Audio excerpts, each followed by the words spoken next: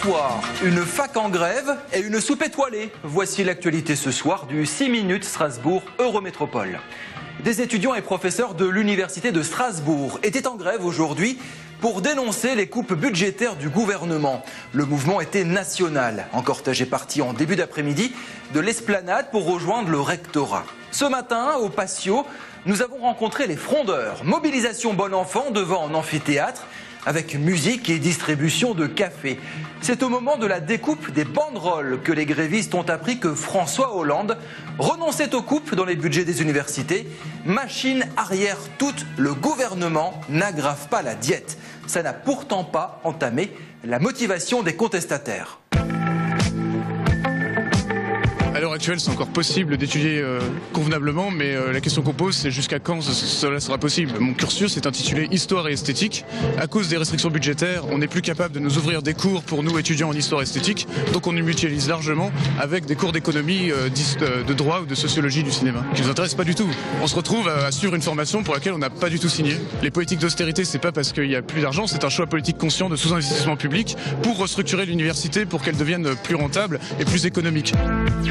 Ça fait au moins depuis 2007 qu'on est dans une logique d'adaptation.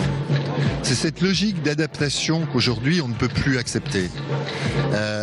Quand un laboratoire travaille sur un projet de recherche sensible qui concerne toute la société, par exemple une molécule qui pourrait aider à traiter l'autisme, qu'il n'a plus aujourd'hui les moyens que d'acheter quelques souris, et qu'il est en concurrence avec un autre laboratoire américain qui travaille sur le même domaine, qu'est-ce qu'il fait ?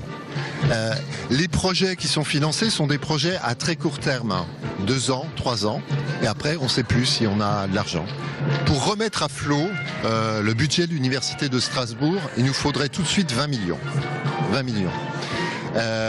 On avait un fonds de roulement, c'est-à-dire les réserves de l'université il y a 3 ans, 4 ans, qui étaient à hauteur de 85 millions. Aujourd'hui, nos réserves sont de 34 millions. Sur ces 34 millions, il y a des passifs sociaux, il y a des créances. Le fonds de roulement effectivement utilisable de notre université est seulement de 3 millions, c'est-à-dire quasiment rien. On est obligé de geler des dizaines de postes. Tous les CDD qui ne sont pas sur des missions pérennes, on est obligé de s'en séparer. Si aujourd'hui il n'y a pas un refinancement massif de l'enseignement supérieur et la recherche, on va à la catastrophe.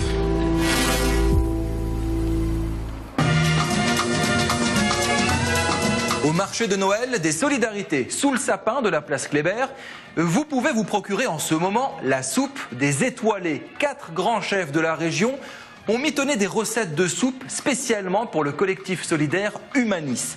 La vente de ces potages sert à financer des projets d'entraide.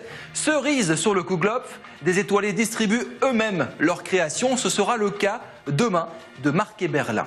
Ce matin, nous étions dans les cuisines d'un grand traiteur à Schiltigheim avec Émile Jung. L'ancien boss du Croco propose la soupe Évasion à base d'ail, de curcuma et citronnelle.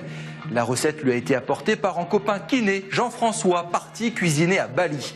Émile l'a revisité, son secret, ne pas hésiter sur l'assaisonnement. L'assaisonnement, les ingrédients sont là, l'assaisonnement c'est autre chose. L'assaisonnement c'est plus que la recette. Des épices, des condiments d'ailleurs qui donnent du relief, du piquant et de l'esprit. Mon credo de l'assaisonnement, c'est 1 note de violence, 3 de force et 6 de tempérance. Le coup de main particulier, on va dire qu'il faut quand même faire attention à la puissance de l'ail, à la puissance du galanga et tout ça. Et à la fin, il faut bien maîtriser l'assaisonnement qui est assez de sel. Il y a du sucre un petit peu, c'est naturellement sucré avec le lait de coco. Mais il faut quand même modérer la puissance des piments oiseaux que la soupe contient. En fait, on va réhabiliter du matériel médical et ça va être destiné aux associations humanitaires ou de solidarité internationale du réseau. Parce que si on devait reporter le coût réel de ce matériel, ça le mettrait hors de prix, notamment pour les petites structures. Et soit elles ne pourraient plus en envoyer, soit elles collecteraient et renverraient tel quel sans révision, ce qui donnerait du matériel, le cas échéant, assez rapidement hors d'état. Donc ça, le but du projet, c'est vraiment celui-là.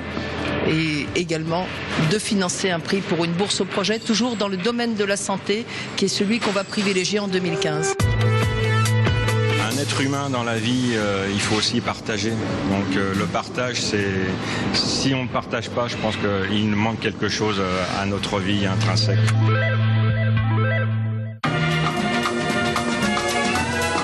Et pour retrouver la recette de cette soupe évasion d'Émile Young aux saveurs de Bali, 6 € métro sur Twitter. Salut! Chef à bord, en partenariat avec Croisi Europe, les Étoiles d'Alsace et le journal de Julien Bins. Dans l'épisode précédent de Chef à bord. Et c'est terminé, on lève les mains. C'est un beau niveau. Le résultat est là, hein, il est bien.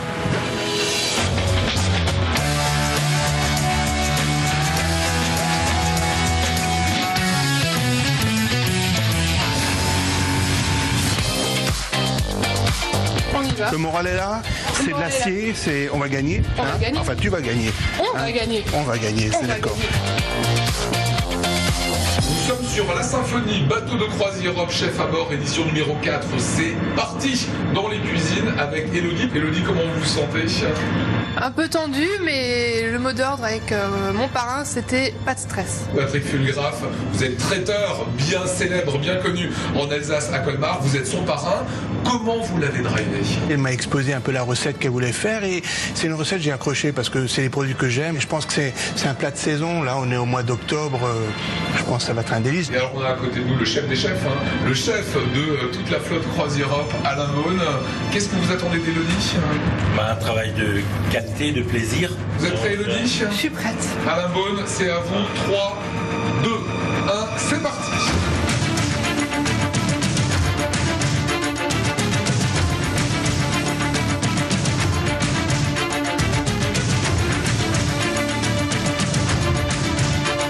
J'ai lancé en premier toutes les cuissons qui avaient besoin d'être longues, donc la sauce, écraser le butternut pour pouvoir le garder au chaud, la compotée d'oignons. Et j'ai attendu les dernières minutes pour lancer l'art snacké et sortir mes anguilles pochées.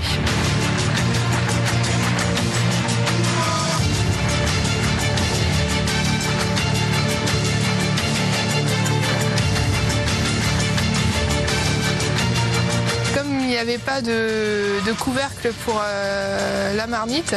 Le coach m'a conseillé de mettre un film plastique et en voulant vérifier la cuisson, je ne l'ai pas enlevé assez rapidement, j'ai un petit peu hésité, donc la vapeur m'a brûlé les doigts, en plein milieu de l'épreuve. J'ai utilisé ma petite casserole de la maison et j'aurais mieux fait de transvaser une des cuissons dans une casserole de mon coach qu'il m'avait prêtée puisqu'elles étaient beaucoup plus adaptées et voilà, mes butternuts n'auraient pas accroché au fond. Voilà, ça fait 1h44 minutes qu'Elodie travaille.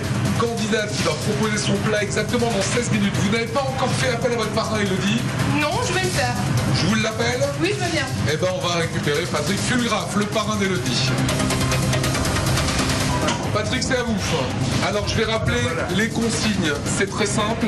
Vous pouvez tout faire, c'est-à-dire regarder, ne pas toucher. Vous pouvez goûter, vous pouvez conseiller, mais aucun ustensile. C'est parti. Vous avez 5 minutes. Moi, je suis très content parce que j'ai goûté plusieurs de ces produits et elle a suivi scrupuleusement les étapes qu'il fallait pour faire une très bonne sauce, une purée nature où les arômes et les goûts ressortent bien. Le chou, il est beau. Ouais. Donc on met un peu la côte. La côte, hein. Comme ça? Ouais, on part là-dessus? Dans de ce coup, on ne sait jamais. Elle semble sereine, elle semble pas avoir paniqué, hein, et apparemment le travail était bien fait. Je vais encore mettre un dernier tour de moulin. Au dernier moment, Le jus au délire. un petit peu de jus. Après, pas trop. Je savais pas si je voulais. 2 minutes. Je voulais, mais je préférais. Mais pas trop quand même. Garde cette Ouais, consistance, ouais. c'est très bon. La sauce est excellente parce qu'elle l'a bien fait. Franchement, on en prenait comme un potage, tellement c'est bon. Top, voilà, c'est À fini. bientôt. Merci pour ces conseils. Sachez, voilà, ça sonne, comme quoi c'est vraiment le chronomètre totalement précis. La chose qui vous reste, c'est 10 minutes 43 maintenant. Pensez à votre dressage, c'est la chose la plus importante.